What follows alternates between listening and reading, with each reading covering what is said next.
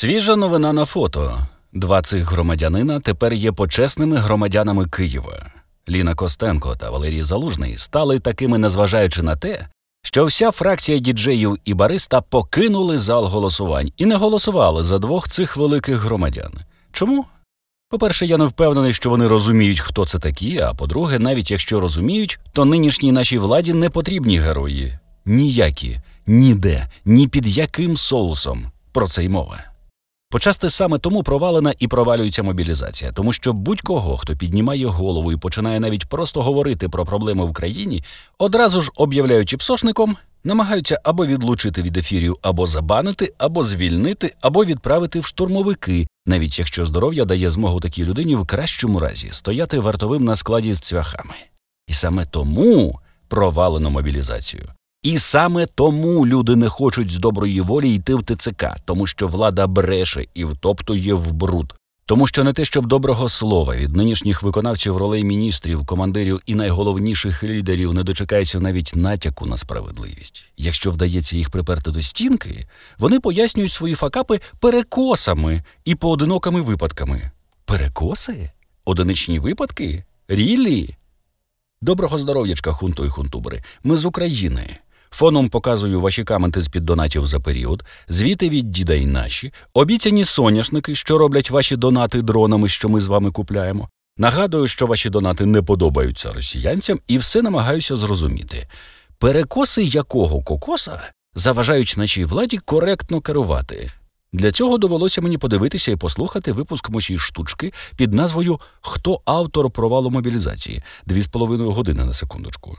Варто визнати, що колега росіянської шипучки Скабєєвої має право так називати ефір, тому що, напевно, знайома з даними щодо призову, і незважаючи на показані на самому початку ефіру черги під ТЦК, вона усвідомлює, що мобілізація провалена.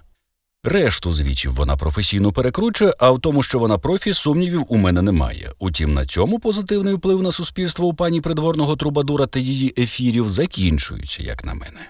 Перейду спочатку в кінець ефіру. Мати призовника за сумісництвом ведуча ефіру заявляє прямо «СБУ прийдуть до кожного».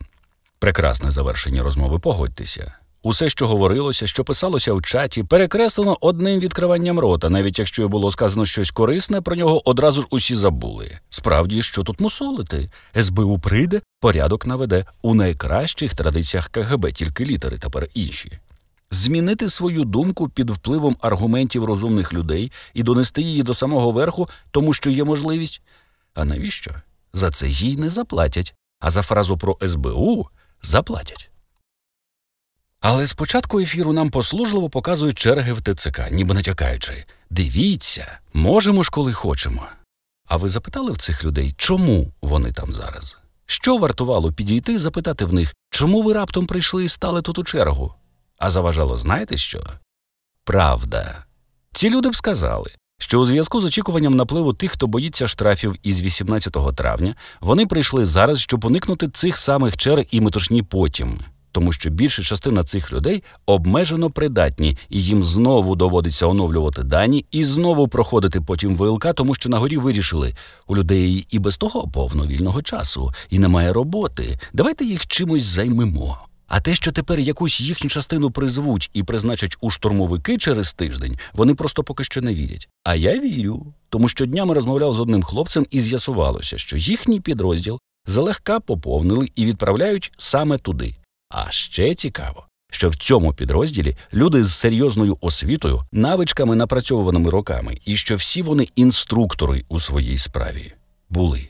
Тепер вони штурмовики. Інструктори. Реально крутих спеців відправлено штурмувати. Чому? Тому що вони ухилянти? Тому що поодинокі випадки і перекоси? Ні, не тому. Тому що комусь не потрібні герої. Ніякі, ніде. Тому що для когось люди – витратний матеріал, який у разі чого можна оголосити СЗЧшниками і взагалі відмовитися від відповідальності будь-якої. Тому що замість того, щоб виконувати старий закон про мобілізацію, який, о диво дивне диво, дозволяв і мобілізацію проводити, і людей поважати, було ухвалено інше рішення – нацькувати людей один на одного дуже простим способом, а саме – взяти ветеранів, Постаратися вихопити найбільш дошлих із них, якщо не вдасться створити їм такі умови, щоб вони дошлими стали за кілька днів роботи зі старими бусовозами, склепати з таких підрозділ ловців-мобіків на вулицях і в такий нехитрий спосіб розгойдати внутрішню напругу в суспільстві до таких меж, щоб уже ніхто не хотів нічого, окрім як утекти в Аргентину через Тису.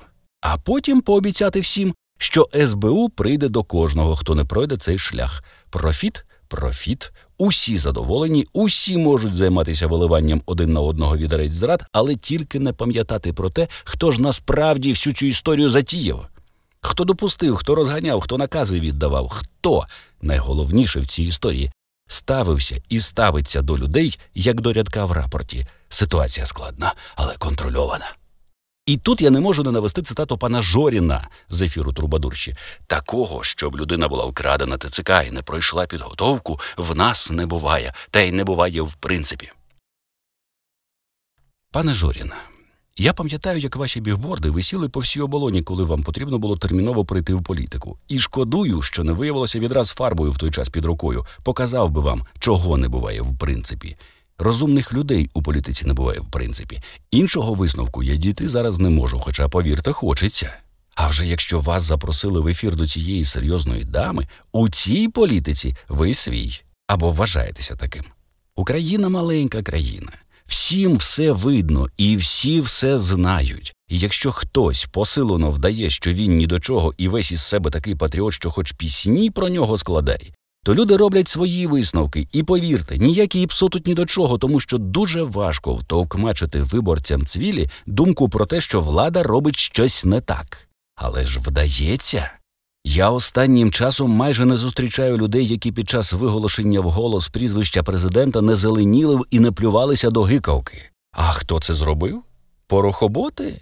Але ж ви всіх їх відлучили від марафонів або натравили тисячі ботів у Фейсбуці. Кого не відлучили і не змогли побанити, ті воюють. Хто не воює, волонтерить. Та й взагалі всі притомні люди сильно стримують свій запал у питанні критики влади. І тільки сама влада безроздільно орудує на цьому полі.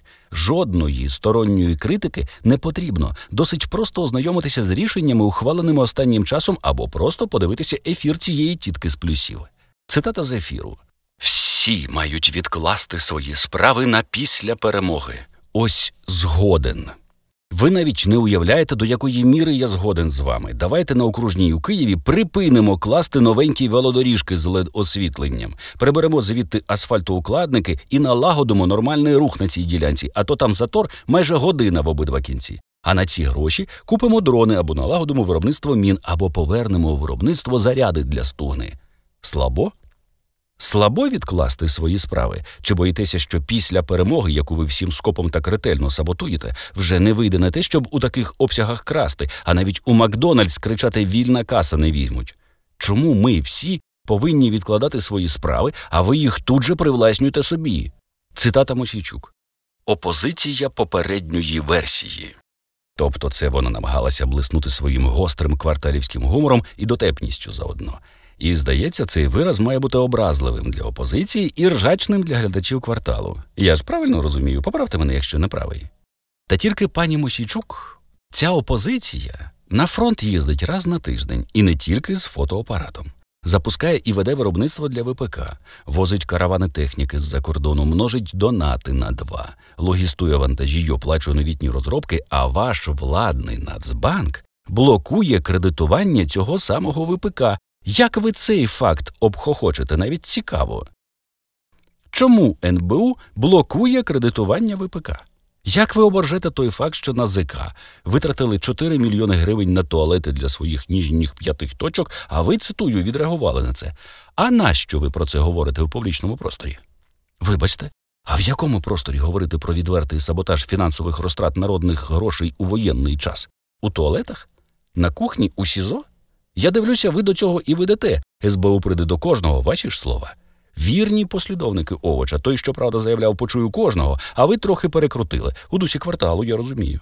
Ось прям найяскравіший приклад логіки цвілі. Коли в ефірі прозвучало, що закон про мобілізацію кривий і містить навіть на око купу просто орфографічних помилок, не заїкаючись уже про юридичні, вона заявила: «Закон ухвалено, і ми маємо працювати з тим, що є». Що?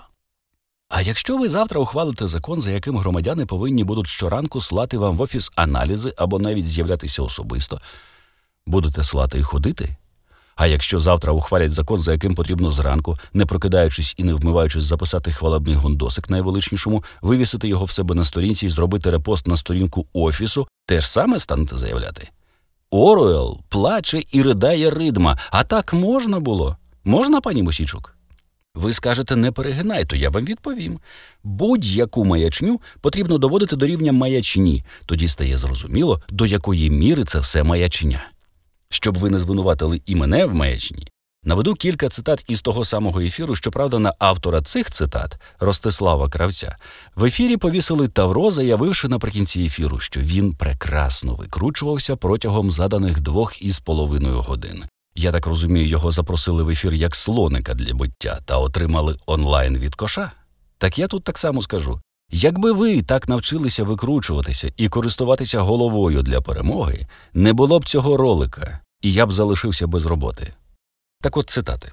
Що вам заважало виконувати старий закон про мобілізацію? Робіть свою роботу, і ніхто не буде роздмухувати зраду. Має бути здорова пропаганда, а не порушення законів і прав.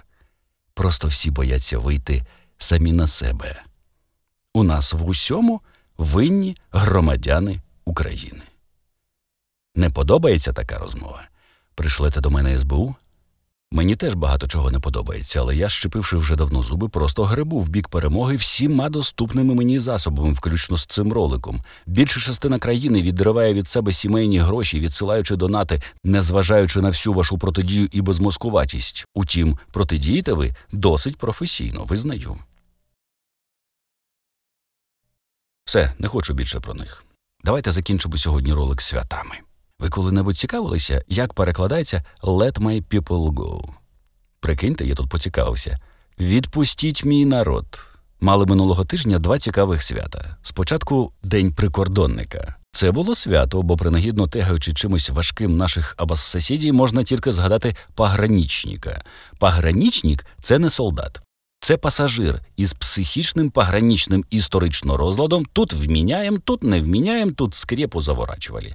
Бабу Ягу їм в доставщики піци. А ще мали прекрасне – Міжнародний день джазу. Коли цей музичний напрямок з'явився в Україні? Орієнтовно наприкінці 1925 року. Тоді за океаном виконавці джазу почали переїздити з Нового Орлеану на північ США у пошуках кращих умов. Точка входу жанру в Україну? Найбільш вірогідно, це красивий, енергійний та незламний Харків. Навряд чи любитель перекрученої та споплюженої історії старік Кабаєногих знає про це, інакше ненавидів би місто ще більше. Сьогодні он грає джаз, а завтра, через якихось 90 років, ла-ла-ла-ла создасть. Музична культура Харкова є непреривною та новаторською. Цінуймо. Джаз починався саме з журливих пісень. Було подолано велику біду – рабство, але нікуди не поділося велике горе – расизм та злидні. Для білого вуха блюз звучить гармонійніше, звичніше, і на межі 19-20 століть наче повернулися ритми Західної Африки, яку нащадки рабів ніколи не бачили. Поламаний ритм, який складно вловити, даруйте, майстре. Там, де ламаються не те що кістки та хребти, долі цілих поколінь, про поламаний ритм годі говорити. Акцент на ударних? А на чому робити акцент, коли і гладити і вмовляти вже давно і марно і пізно? Америка, чорна й біла, вперше слухала те, що не було схоже на жоден звичний жанр. Співаки і музиканти буквально літали над піснями, виконуючи їх щоразу по-новому. Маленький Давид був невеличкий на зріст, але могутній. Він переміг здоровезного Голіафа, який ліг та вмер. Як на мене, після епохи журливих пісень те, що треба. Звичайно, в СССРі джаз ненавиділи. Це явище було а. незрозуміло, б. різало непідготоване вухо і нарешті В, Г, Г, Д та до кінця абетки найстрашніше. Це була музика свободи.